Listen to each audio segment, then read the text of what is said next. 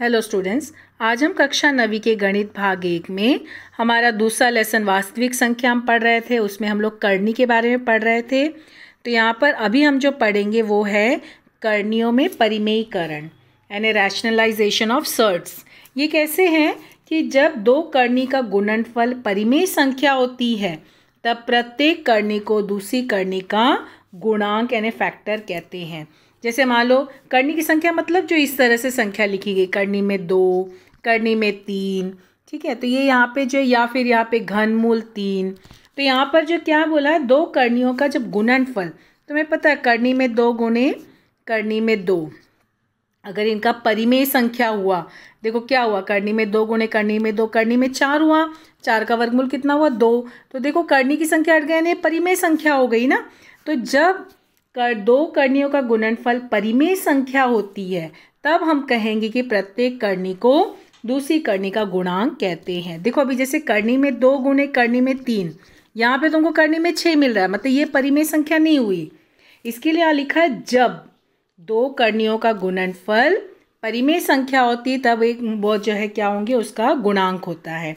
जैसे करनी में 2, इस करनी को करनी में 2 से गुणा करने पर देखो हमें 2 मिला, यानी इसका परिमेयीकरण गुणांक कितना है, करनी में 2। यानी उसी संख्या से जब हम गुणा कर रहे हैं तो ही वो होगा यहाँ पर उसका परिमेयीकरण, लेकिन ज़रूरी नहीं कि सब में उसी से। अभी जैसे यहाँ पे देखो तुमको यहाँ पे दिया है करनी में 2 गुणे करनी में 8, तो करनी में 2 गुणे करनी में 8 कितना हुआ, यहाँ पे देखो करनी में 2 गुणे करनी में 8 यानी 16, 16 का वर्गमूल 4, तो ये तो ऑलरेडी परिमेय संख्या हो गई, ठीक है। तो यानी कि यहाँ पे क्या हुआ, करनी में 2 का परिमेयीकरण गुणांक करनी में 8 है, मतलब ये एक्चुअली ऐसा होगा ना, करनी में 8 जो है इसका परिमेयीकरण गुणांक करनी में 2 है, ठीक है। यहाँ पे दोनों को गुणा किया, लेकिन अगर मान लो तुम्हें यहाँ पे इस तरह से करनी में सिर्फ करनी में 8 बोला है और पूछा इसका परिमेयीकरण गुणांक क्या होगा, इसका परिमेयीकरण गुणांक कैसे होगा, देखो यहाँ पे 2 गुणे 2 गुणे 2 हुआ, यानी 2 बाहर और करनी में 2, यानी सिर्फ अभी करनी में 2 ही हमको चाहिए, इससे गुणा हुआ, यानी क्या हुआ, ये इस तरह से देखो परिमेय संख्या हो गई। तो यहाँ पे करनी में मतलब करनी में 8 आया तो इसका परिमेयीकरण गुणांक क्या होगा, करनी में 2। एक्चुअली ऐसे होगा ना, करनी में 8 का ये इस तरह से होगा, परिमेयीकरण गुणांक करनी में 2 है। कैसे है, देखो यहाँ पर ये मैंने बताया ना, जैसे 8 है ना, तो 8 का यहाँ पे गुणनखंड क्या होगा, 2 गुणे 2 गुणे 2, यानी कि ये देखो 1 2 बाहर आ गया, करनी में 2 बचा। अब इसको हमको परिमेयीकरण करना है तो किससे गुणा करेंगे, करनी में 2 से। तो जब इससे गुणा हो गया तो क्या हो गया, 2 गुणे 2, क्योंकि ये देखो यहाँ पे करनी में 2 गुणे करनी में 2 4 होता है, 4 का वर्गमूल 2 होता है। तो यानी कि क्या हुआ, करनी में 8 का परिमेयीकरण गुणांक करनी में 2 है, ठीक है। फिर यहाँ पे बोला है 8 करनी में 2 अगर बोला है तो इसका परिमेयीकरण गुणांक क्या होगा, देखो इसका भी, क्योंकि ये ऑलरेडी मतलब तुम्हें जो करनी की संख्या है ना उसको करनी में से हटाना है, तो कैसे हटाओगे, किससे गुणा करोगे कि हटेगा, तो वो देखना है। तब यहाँ पे देखो 8 करनी में 2, तो 8 तो ऑलरेडी परिमेय संख्या है, करनी में 2 जो है वो करनी की संख्या, तो हमें इसी से गुणा करेंगे तभी तो करनी की संख्या हट जाएगी। तो यानी कि 8 करनी में 2 अगर है तो इसका भी परिमेयीकरण गुणांक क्या हुआ, करनी में 2, क्योंकि देखो करनी में 2 से गुणा किए तो यहाँ पे 8 गुणे 2 16 हो गया, यानी परिमेय संख्या आ गई। तो यहाँ पर यानी कि देखो केवल करनी में 2 है तो इसका भी परिमेयीकरण गुणांक 2 है, केवल करनी में 8 है तो इसका भी परिमेयीकरण गुणांक 2 है, और अगर 8 करनी में 2 है तो इसका भी परिमेयीकरण गुणांक करनी में 2 है। तो यानी कि यहाँ पर करनी में 2 जो है जरूरी नहीं कि सिर्फ उसी का हो, तो इससे हमें मिल रहा है कि केवल दी गई करनी का परिमेय गुणांक केवल एक ही नहीं होता है, ठीक है। यदि कोई करनी दी गई है, करनी का परिमेयीकरण गुणांक हो तो उसे शून्यतर परिमेय संख्या से गुणा करके हम करनी प्राप्त कर सकते हैं, उसको परिमेयीकरण गुणांक कहते हैं, ठीक है। अब जैसे मान लो करनी में 27 बोला है, तो करनी में 27 का परिमेयीकरण गुणांक क्या होगा, देखो करनी में 27, इसका गुणनखंड क्या है, 9 गुणे 3 है ना, और 9 का वर्गमूल कितना हुआ 3, और करनी में 3 बाहर है। अब इसको हमको देखो परिमेयीकरण यानी करनी का चिन्ह हटाना है, तो अब यहाँ पे करनी में 3 हमको हटाना है तो हम किससे गुणा करेंगे, करनी में 3 से गुणा किए, ये 3 ऐसे ही रहेगा और उससे इससे गुणा किए तो देखो ये आ जाएगा तुम्हारा 3 गुणे 3 9 हो गया। यानी करनी में 27 का परिमेयीकरण गुणांक कितना है, करनी में 3। फिर ऐसे ही तुम्हें यहाँ पे जो है दिया गया है कि करनी में 27 का परिमेयीकरण गुणांक, इसके अतिरिक्त ऐसे कई गुणांक प्राप्त होंगे। इसमें करनी में 3 सबसे सरल लेखन है, परिमेय गुणांक है।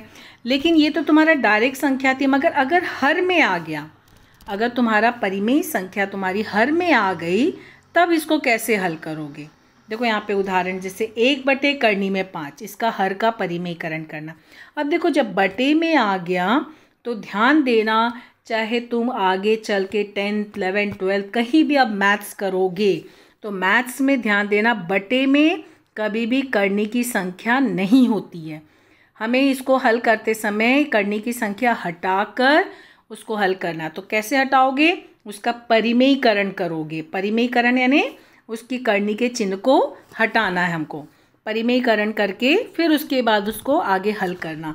मतलब तुम्हें बोला जाए चाहे ना बोला जाए, तुम्हें परिमेयीकरण करना है, उसके बाद ही सवाल को हल करना है, ठीक है। लेकिन यहाँ पे जैसे तुमको बोला है कि हर का परिमेयीकरण करो, तो यानी क्या हुआ, 1 बटे करनी में 5, यानी बटे में हर यानी बटे में करनी हटाना है। अंश में रहेगा चलेगा, लेकिन हर में हटाना है। तो यहाँ पे करनी में 5 हम किससे गुणा करेंगे, करनी में 5 से ही गुणा करेंगे, है ना।